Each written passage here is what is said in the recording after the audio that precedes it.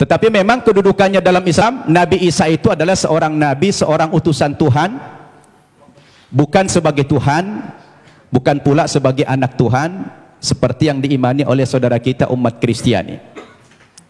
Berdasarkan dalil yang begitu banyak, baik dengan pendekatan Al-Quran maupun pendekatan Alkitab. Saya ulangi, umat Islam wajib beriman kepada Yesus. Tidak sah iman umat Islam kalau tidak percaya kepada Yesus sebagai seorang rasul, sebagai seorang nabi. Bayangkan itu Pak Tambunan, Pak Tampu Bolon, batal imannya orang Islam kalau mengingkari salah satu seorang nabi itu. Makanya dalam sharing saya dengan umat kita Nasrani, saya selalu katakan begini, kalaulah seandainya agama Kristen itu yang benar, dengan tokohnya adalah Yesus, kemudian umat Kristen masuk ke dalam sorga, insya Allah umat Islam juga akan ikut masuk ke dalam sorga. Kenapa? Karena kita beriman kepada Yesus. Tetapi kalau Islamlah yang benar,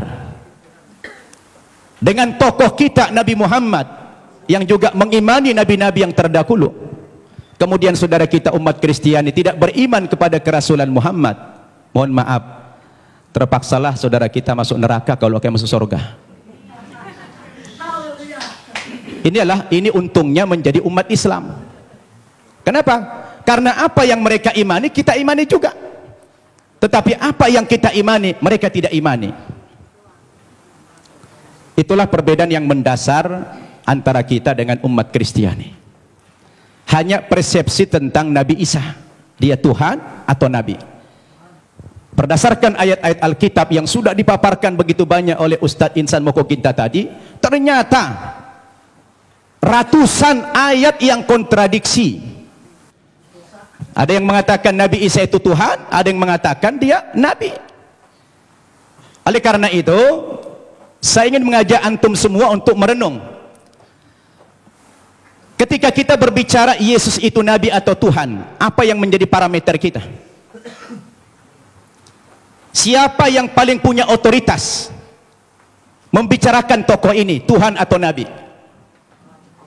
Menurut hemat saya, yang paling punya otoritas bukan pribadi-pribadi, bukan manusia, bukan pendeta, bukan ustadz, tetapi yang paling punya otoritas membicarakan tokoh ini mestinya adalah sumber agama itu sendiri, yaitu Alkitab atau Al-Quran. Betul tidak? Harus sumber agamanya itu yang menjadi tolok ukur. Sekarang kita pertanyakan, dari dua kitab suci ini, Al-Quran maupun Alkitab, yang mana yang memenuhi kriteria sebagai sebuah kitab suci? Nah, ini perlu kita uji. Ini perlu kita uji. Kita capek bicara ngalur ngidul, mengangkat dalil-dalil. Kalau dalil itu tidak representatif, tidak rasional, saya pikir juga percuma. Sekarang kita harus bicara dari dua kitab suci ini. Kenapa dikatakan dia kitab suci? Coba Bapak Ibu saya tanya. Ada buku? Coba ada buku? Coba buku. Ya, itu aja, taruh, minjam dulu. Ya. Bapak Ibu saya tanya. Ini kata lainnya apa? Kitab suci. Oke. Ini apa namanya? Buku. Buku kan? Bapak Ibu saya tanya. Ini sama ini bahan bakunya sama tidak? Sama-sama apa? Sama-sama kertas. Kenapa dalam penamaan jadi beda? Yang ini dikatakan kitab suci, yang ini dikatakan buku. Kenapa jadi beda namanya? Padahal bahan bakunya sama-sama kertas. Yang membedakan apanya? Ternyata yang membedakan kontennya, isinya. Dia dikatakan kitab suci karena memuat firman-firman Tuhan Zat yang Maha Suci. Kenapa dikatakan ini buku? Karena dia adalah buatan manusia, dan manusia tidak ada yang suci. Betul tidak? Sekarang mari kita uji. Kalau kita sepakat, apa yang membedakan buku dengan kitab suci? adalah terletak pada kontennya. Kalau kitab suci itu adalah memuat firman-firman Tuhan, ketika kita uji Bapak Ibu, 5 kriteria minimal kalau kita ingin menguji apakah kitab suci itu benar apa tidak. Yang pertama, sebuah kitab suci itu akan dikatakan benar apabila dia murni datang dari Allah, 100% datang dari Allah, dan tidak ada intervensi manusia di dalam kitab suci itu dalam bentuk kontennya, setinggi apapun otoritas manusia itu. Betul tidak? Termasuk di dalamnya Nabi. Makanya kalau kita baca Al-Quran, ini 100% firman Tuhan, tidak ada perkataan Nabi Muhammad di sini. Perkataan Nabi Muhammad dimuat dalam hadis namanya. Tidak ada satu ayat pun di sini sumbangan Nabi Muhammad dalam bentuk isi. Ini adalah wahyu Tuhan 100%.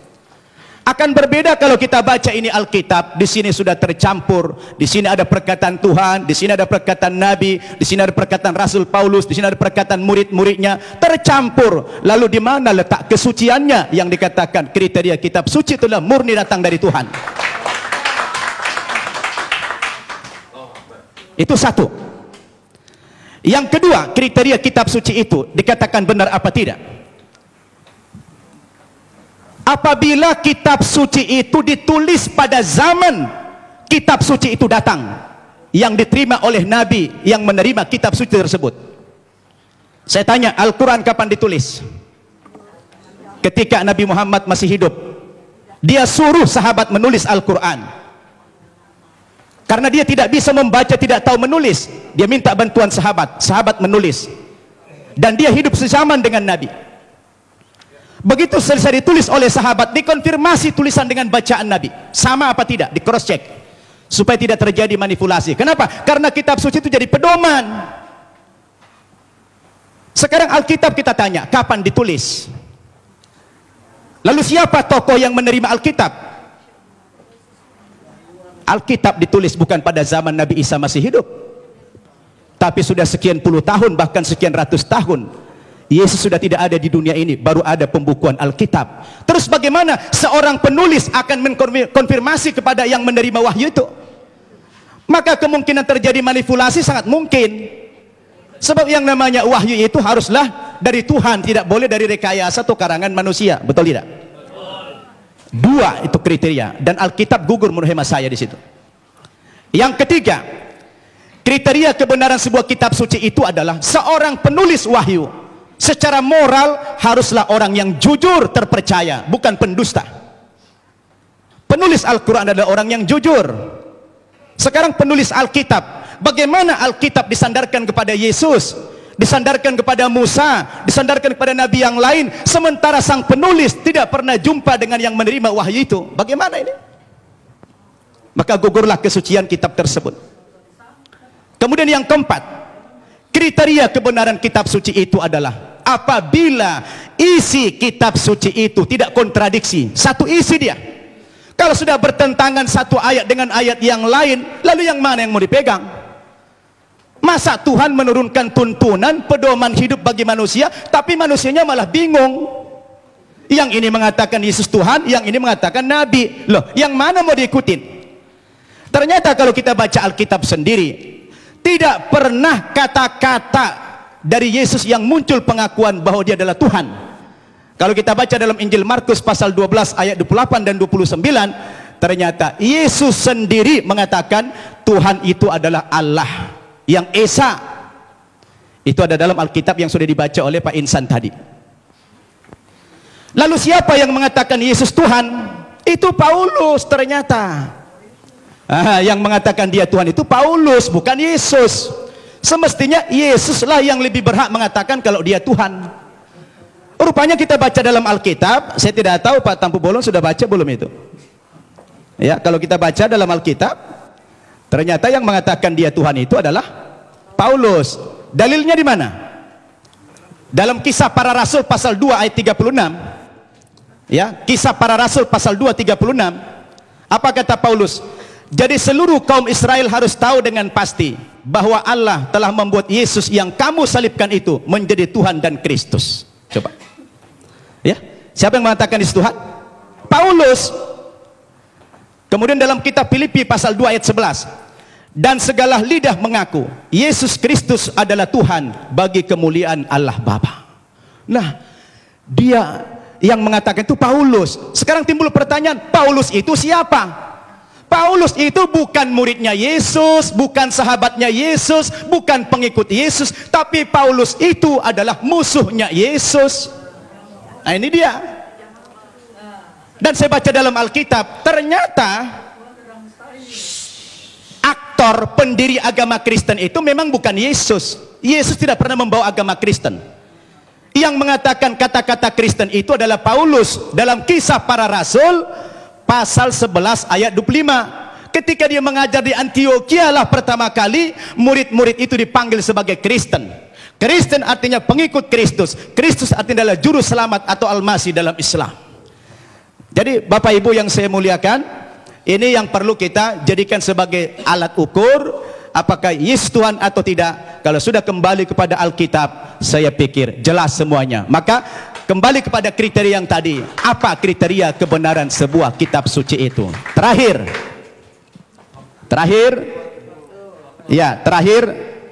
kalau saya baca dalam Alkitab, ada beberapa alasan-alasan yang mengatakan dalam iman Kristiani dikatakan dia Tuhan. Yang pertama, rupanya karena Yesus itu lahir tidak punya bapak. Karena ajaib dia lahir sehingga dianggap Tuhan. Lah kalau kita bicara logik, sebenarnya Nabi Adam itu lebih berhak menjadi Tuhan karena dia tidak punya bapak, tidak punya ibu. Yang kedua, dikatakan Nabi Isa atau Yesus itu pernah menghidupkan orang mati, lalu dikatakan Tuhan. Tapi saya baca dalam 1 Raja-Raja pasal 17 ayat 20 sampai 22, rupanya bukan Yesus satu-satunya yang pernah menghidupkan orang mati. Ada nabi yang lain namanya Elia. Elia juga pernah menghidupkan orang mati. Lalu kenapa Elia tidak dipanggil Tuhan? Nah, ini menjadi pertanyaan yang menarik sekali. Sayang sudah dekat, saya sudah habis waktunya. Jadi terima kasih Bapak Ibu. Mudah-mudahan dialog kita terus berkembang. Wassalamualaikum warahmatullahi wabarakatuh. Waalaikumsalam warahmatullahi wabarakatuh.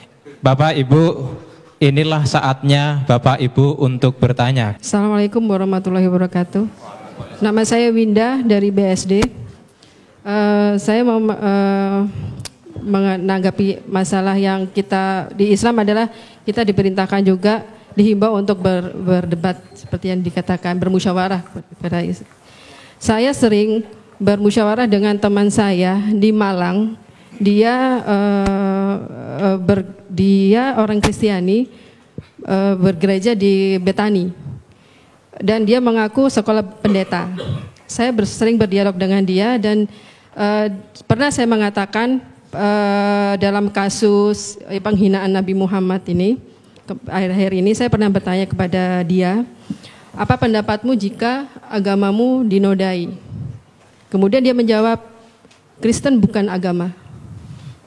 Nah, dari situ saya bertanya-tanya, kalau memang Kristen itu bukan agama, lalu Yesus yang diimani oleh orang Kristiani sebagai Tuhan itu sebagai apa? Sedangkan kalau di Islam kan sudah jelas bahwasanya Islam adalah dinullah, agama Allah, salah satunya agama Allah yang diridhoi Allah. Tapi kok dengan dia berbicara seperti itu, teman saya yang itu bagaimana menurut Bapak dari Kristiani ini? Gitu, makasih. Adalah Allah, dan Allah itu adalah firman. Firman itu adalah roh. Jadi satu, tiga menjadi satu gitu. Jadi di sini dikatakan juga kalau saya nggak mau berdebat ya. Suami saya juga dulu Muslim. Suami saya Muslim selama 38 tahun pernikahan. Kami menjalani dengan sangat luar biasa. Dia Muslim, saya Kristen. Sampai satu saat dia sendiri yang mau jadi Kristen. Tidak pernah saya suruh. Karena tidak ada paksaan kepada agama. Dan Kristen itu memang Yesus itu adalah jalan keselamatan. Karena dia berkata, akulah jalan hidup dan kebenaran. Tidak ada yang sampai kepada Bapa kalau tidak melewati aku gitu ya. Di kitab Yohanes 13 ayat 13 dikatakan, kamu menyebut aku guru dan Tuhan. Dan katamu itu tepat, sebab memang akulah guru dan akulah Tuhan. Jadi di situ dia katakan juga dia guru dan dia Tuhan. Dia katakan nabi, dia katakan segala macam dia dikatakan. Bahkan dihina, dipukul, diludahi, tendang. Tapi apa dikatakan waktu di kayu salib? Ampunilah mereka, karena mereka tidak tahu apa yang diperbuat mereka. Kenapa kok takut dia Yesus sama malaikat? Yesus itu adalah 100% manusia, 100% malaikat. Jadi waktu dia menjadi manusia, dia lemah. Siapapun kita, waktu kita menghadapi kematian kita takut, ya. Jadi sebagai manusia dia takut. Dia takut, tetapi sebagai Allah dia tidak takut. Karena biarlah aku mati untuk menyelamatkan umat manusia. Aku mati dan aku hidup untuk membawa kamu ke surga. Aku akan pergi ke surga, menyediakan tempat bagi kamu yang percaya kepadaku. Akulah jalan hidup dan kebenaran. Dia berani berjanji. Jadi hanya itu yang bisa saya sampaikan. Hanya menjawab dari perkataan dari Bapak bahwa dia adalah Tuhan 100% dan dia manusia 100%. Rohullah kalimatullah Isa Al-Masih. Saya baca Quran juga. Terima kasih, Tuhan berkati. Tadi Pak Yohanes menyatakan bahwa Alkitab ini adalah bimbingan Roh Kudus dan ini merupakan firman.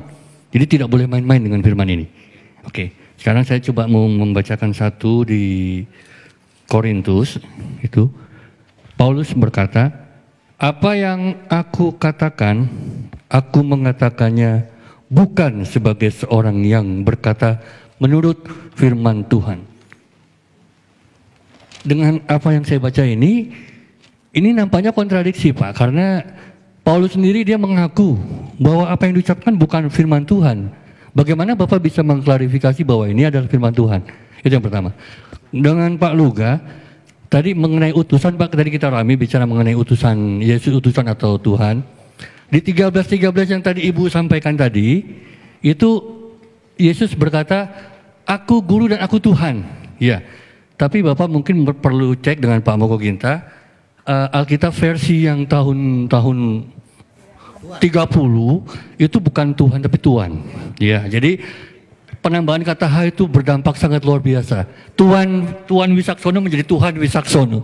Itu sangat bertentangan sekali, Pak. Oke, terus menyambung sedikit lagi di 13 Yohanes, masih di Yohanes juga, Yohanes 13 ayat 16, menurut saya sih ini ungkapan Yesus juga yang sangat jelas mengenai jati dirinya. Di mana Yesus berkata bahwa seorang utusan, dia utusan, ya. Dia tapi menyatakan dengan jelas, utusan itu tidak lebih tinggi daripada yang mengutus. Jadi ini secara logika itu tadi seperti dikatakan Pak Nababan tadi, Akli tadi, kalau Yesus memang itu Tuhan, ya mestinya dia katakanlah, aku juga Tuhan, ya kan?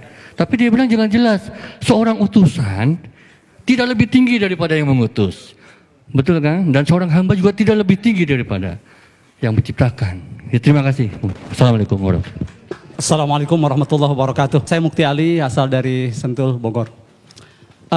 Tadi Pak Luga menjelaskan mengenai dari awal pernyataannya bahwa Yesus itu adalah Tuhan yang dahsyat, Tuhan yang hebat, Tuhan apa. Tapi tolong dijelaskan mengenai Matius 27:46.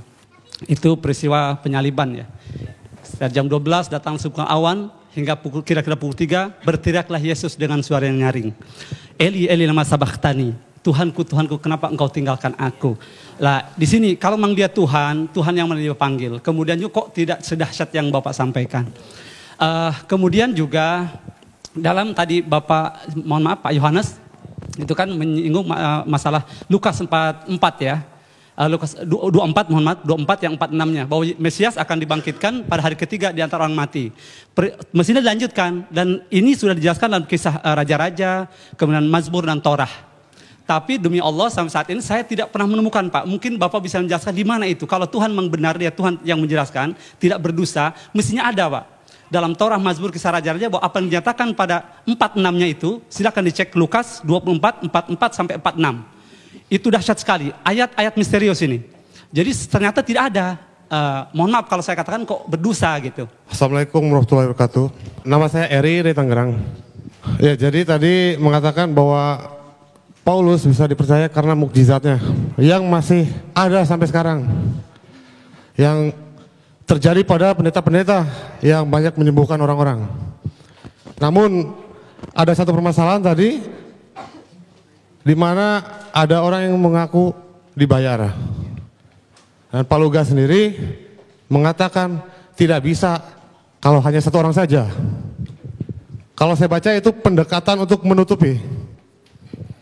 Karena kalau kita ingin tahu, pendekatan kita mestinya menganggap itu fenomena gunung es yang tampak hanya sedikit saja, tapi yang di bawah sangat banyak.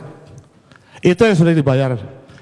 Dan bagaimana yang terjadi pada yang terjadi di Kenya, saudari Esther Mwande oleh pendeta Michael Njoroge, ia mengungkapkan bahwa saya disuruh untuk pura-pura sakit dan sembuh karena dia tidak dibayar akhirnya.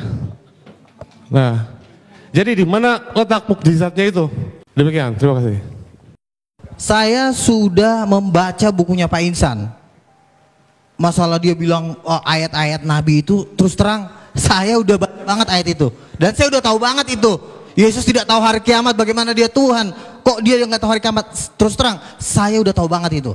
Nah sekarang saya sedang menunggu-nunggu, Tuhan kapan saya waktunya untuk menjelaskan ini. Saya pengen banget untuk menjelaskan ini. Dan waktunya adalah hari ini. Gitu loh. Jadi artinya terus terang bukannya saya nggak ngerti, orang mengatakan, Yesus sendiri mengatakan tidak ada nabi ditolak di asalnya. Yesus mengaku dirinya nabi, ya kan? Saya ngerti banget ayat itu. Tapi satu hal ada yang tidak sanggup kalian pahami, karena firman Tuhan berkata bahwa Alkitab itu harus dimengerti dengan Roh Kudus. Daniel 1 ayat 20 dikatakan orang yang bisa mengerti firman Tuhan itu dikaruniai 10 kali lebih cerdas. Artinya membutuhkan hikmat Tuhan yang jauh lebih dahsyat. Bukan hanya sekedar firman Tuhan ditafsir sembarangan, tidak seperti itu. Contoh, tidak pernah Yesus berkata aku adalah nabi, tetapi dia berkata aku adalah anak Allah. Jadi Yesus tidak pernah mengaku nabi. Memang Yesus berkata seorang nabi tidak diterima di asalnya. Sebenarnya Yesus sedang mengumpamakan dirinya dengan nabi-nabi karena orang-orang yang di situ belum ada yang menerima Yesus sebagai Tuhan, hanya sebagian. Jadi kalau Yesus mengatakan tidak ada seorang Tuhan, kan artinya Yesus menjelaskan ini, arti ayat ini cuma mengumpamakan nabi itu sebagai fungsi utusan dari Tuhan, karena memang Yesus dari Tuhan, tetapi dia tidak mengatakan aku adalah nabi. Nah, dari mana kita tahu bahwa Yesus tidak pernah mengaku nabi? Rasul Yohanes di dalam Wahyu 19 ayat 16 menjelaskan tentang arti anak Allah. Arti anak Allah bukan nabi, karena pada waktu Yesus datang kedua kali di jubahnya tertulis Raja segala raja, King of Kings. Mana ada raja segala raja? Banyak. Kalau nabi kan banyak. Tapi kalau raja segala raja, raja di atas segala raja, berarti udah nggak ada lagi di atasnya.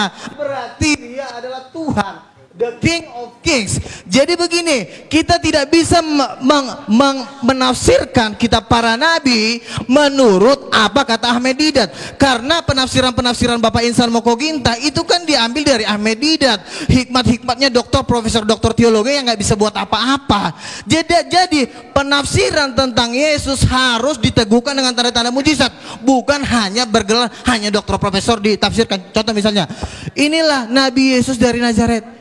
Memang banyak orang mengaku Yesus nabi, tetapi Yesus tadi menolak di Matius 16. Engkau adalah salah satu di antara para nabi. Jawab Yesus apa?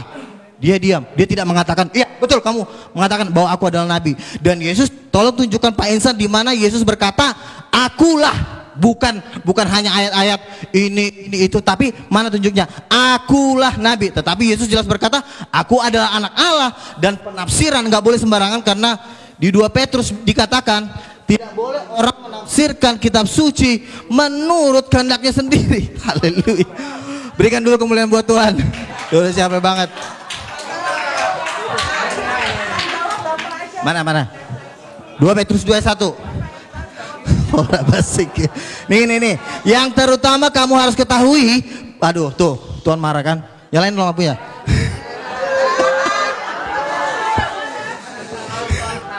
Makanya yang terutama harus kamu ketahui bahwa nubuat dalam kitab suci tidak boleh ditafsirkan seenaknya. Karena Yesus ditafsir langsung jadi nabi. Rasul nggak ada bilang Yesus nabi. Petrus sendiri berkata nih, saya baca nih. Petrus diurapi Roh Kudus, ya, dan diteguhkan dengan tanda-tanda mujizat. Makanya saya bilang orang nggak boleh menafsirkan kitab suci kalau tidak diteguhkan dengan tanda-tanda mujizat, nggak boleh. Itu memang hukumnya. Makanya setiap orang yang menafsirkan firman Tuhan harus punya Roh Kudus. Saya punya Roh Kudus. Pak Insan kalau ditanya punya Roh Kudus, punya Roh Kudus nggak Pak? Nggak punya. Kenapa? Karena Yohanes 14 ayat 26 Roh Kudus hanya turun dalam nama Yesus. Nah, sekarang begini. Yesus tidak pernah mengaku nabi. Baik, tolong audien diam. Oke. Tolong audien diam. Udah. Saya dari tadi Moderator sebenarnya menjawab pakai logika, tetapi Waktu karena habis. memang kalian belum memahami, jadi kalian bilang saya sosok berceramah. Enggak, kan saya bilang, oke, satu aja, tunjukin Bisa. ayatnya sama saya. Yesus berkata, akulah nabi, tunjukin. Baik, waktu habis. Akulah nabi, bukan penafsiran. Ini penafsiran. Aduh, akulah nabi. Ini loh, Pak. Tolong. Udah. Oke. Tolong. Baik, Oke, waktu habis. Terakhir ya. Baik. Tolong diam. Terakhir ya. Copy paste. Sudah Pak Insan, nanti Pak Insan. Ini ya. Pak Pada Insan. waktu Yesus datang yang kedua kali, di jubahnya tertulis bukan nabi, Pak, tapi raja segala raja, bukan nabi. Masa di jubah Yesus tertulis nabi? Makanya Sudah. Wahyu Waktu Ibu 19, sudah habis. 16. Waktu Bapak sudah habis. Silakan. Sudah. 19 ayat 16. Enggak selesai. Nanti setelah acara. Setelah Makanya acara, gini, Bu. Nanti setelah acara. Tidak boleh Baik, waktu menafsir. sudah lewat Oke. 2 menit. Nanti malah rame. Yes. Baik, kita tepuk tangan kepada Bapak Ibu ya. Silakan langsung Bapak Yohanes Tampu Bolon. Tolong sekali lagi jangan bereaksi, jangan ditanggapi, jangan bicara, nggak habis. Nanti kalau mau berdebat ketambahan setelah acara ini. Sepakat ya? Sepakat. Baik, silakan kepada beliau Bapak Yohanes Tampu Bolon. Nanti saya mau moderator lagi di luar ya. Silakan. Ya, terima kasih. Ya, pertama-tama saya mengucap syukur kita masih mau berdialog, itu aja ya. Mencari kebenaran itu pertama kali. Biarlah Tuhan yang memberikan hikmat kepada kita, dan lebih daripada itu saya harus katakan bahwa termasuk pembicara tadi masih mengambil ayat-ayat yang melihat Yesus saat di dunia gitu loh. Karena perlu saudara ketahui, Yesus itu pernah ada di dunia, pernah naik ke surga, bahkan akan datang sebagai hakim raja. Itu Alkitab menulis itu. Banyak ayatnya karena waktunya sebenarnya saya tidak sempat membaca. Karena apa? Coba aja 15 menit. Waktu sekarang saya komentar 5 menit. Bagaimana saya cepat hanya ambil. Tapi tunggu. Tetapi apa yang saya sampaikan itu berdasarkan firman, Bu. Ya, Yesus sebagai Mesias ada ayatnya. Ya, ayatnya antara lain di sini Yohanes 14:6, Yohanes 8:24, Kisah Para Rasul 4:12. Ini beberapa ayat. Jadi bukan tidak ada ayatnya. Memang benar Alkitab juga menulis Yesus sebagai nabi. Tapi Alkitab juga menulis Yesus sebagai Mesias, bahkan sebagai raja loh. Coba teliti lebih dalam lagi. Jadi saran saya kepada pembicara dan umat, karena ada kewajiban harus mengetahui rahasia firman ini. Tapi jangan dikatakan sudah dicampuri. Kalau kita berprinsip negatif ya repot memang. Kami juga nanti kalau berprinsip Al-Quran sudah bercampur ya repot juga. Atau? Jadi jangan begitu. Kita harus yakin bahwa ini dituliskan oleh para nabi dan rasul. Rasul itu bukan rasul-rasul palsu, Pak. Bukan nabi palsu. Itu teruji. Ini iman kita itu harus ada yang seperti itu. Jadi jangan negatif dulu. Kalau seperti itu memang susah kita titik temunya. Kita harus hormati kitab suci. Namanya kitab suci. Itu saya menghormati Alkitab, Alkitab dan Al-Quran. Maka saya hormati. Cuman kita cari titik temunya di mana. Karena memang ini kompleks.